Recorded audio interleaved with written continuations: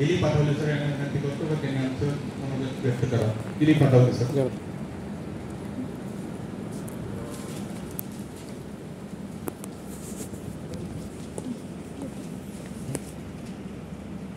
सर्वांना नमस्कार.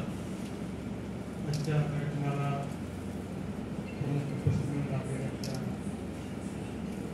माध्यम त्याचबरोबर त्याचवेळी संजय बाबू सर, त्याचबरोबर ज्यांच्यामुळे हा कार्यक्रम यशस्वी होत आहे की ज्याच्यामुळे हा कार्यक्रमाचं नियोजन केलेलं आहे ते सरा सो मामा कोळके आणि सर्व उपस्थित सर्व कर्मचारी.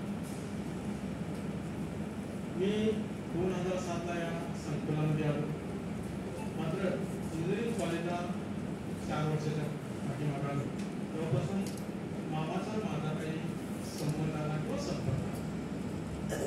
मामा जास्त करून माझ्याकडे कामासाठी एका यायचे की ज्यावेळेला त्यांना क्लास कमी पडतील परीक्षेला त्यावेळेला मात्र यायचे. 4 वेळा येते आठवले की किल्ल्यात काही काम होतं त्यावर मला आमच्या सरांना विचारलं म्हणजे अगोदरच विचारलेलं त्यांना असायचं. म्हणजे तर कुठल्या लॅबमध्ये जात असताना पहिले ते वरिष्ठाशी भेटायचे आणि मी त्यांच्याकडे अनुभव घेतला. दुसरीकडे त्यांचा एक दुसरा अनुभव मी शिकलो की त्यांच्याकडली एक नम्रता. ते कोणाकडे गेलं तर ते अतिशय नम्रपणे नमस्कार करणार, अतिशय व्यवस्थित. आणि दुसरा मी अनुभव घेतला. तिसरा अनुभव मी असंही शिकलो की ज्याला लॉक लावतात लॅबचं, तर लॅबचं लॉक लावताना ते अतिशय व्यवस्थित पाहतात, ढकलतात. मी युट्यूबवर दिलीप पाटील युट्यूब चॅनलवर त्यांनी काल कशा प्रकारे लॉक लावलं तर सर माझ्या समोरच ते लावत असताना मी ते शूट केलेलं आहे, युट्यूबवर टाकलेलं. अतिशय पाठीमागे ढकलणार, लॉक वळून बघणार, आतमध्ये कडी लागल्याने नाही ते पाहणार.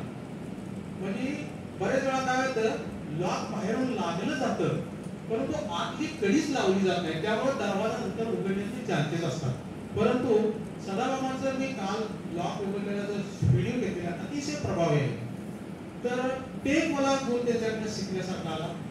दुसरी गोष्ट ते वेळेवर तर येतातच, जाताना मात्र ते कधी जातील ही वेळ पाळत नाही हे सरांनी सांगितलं.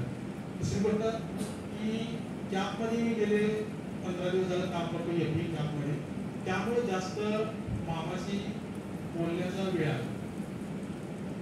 की मामाने मला सांगितलं होतं की माझे काही मित्र आहेत यांच्या आठवणी मला ठेवायचे, संकलित करायचे. मला सांगितलं की तुम्ही जरा शूटिंग करा.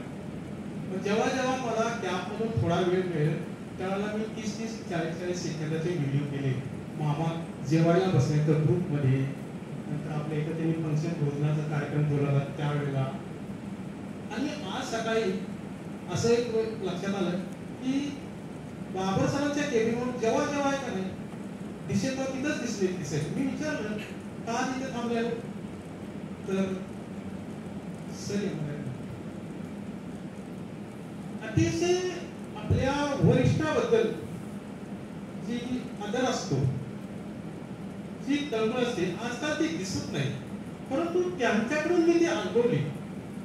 आणि विशेष म्हणजे मी त्यांच्या शेजारी जाऊन बसलो तर बसल्यानंतर की योग असा की ते सर आले, बाबा सर आत गेले, लगेच सर मामा पाठीवर गेले, अतिशय कराडून त्यांना भेटल्यानंतर मामाच्या डोळ्यात पाणी थांबत नव्हतं.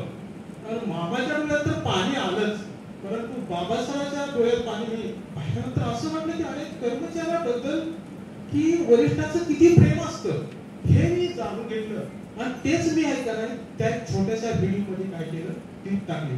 अतिशय असा माणूस ह्या संस्थेने लाभलेला आहे. त्या संस्थेचं पण मी भाग केलं. तर मी माझ्या डिपार्टमेंटच्या वतीने, मेकॅनिकल डिपार्टमेंटच्या वतीने, त्याचबरोबर टीचिंग आणि नॉन टीचिंग या कर्मचाऱ्यांच्या वतीने, सर्वांच्या वतीने सदाभाऊ आणि त्यांच्या कुटुंबाला मी हार्दिक शुभेच्छा देतो. त्यांचं मंगल हो, त्यांचं कल्याण हो आणि भविष्यात त्यांचं दीर्घायुष्य लाभो अशा शुभेच्छा देतो. मी ह्या ठिकाणी थांबतो. धन्यवाद.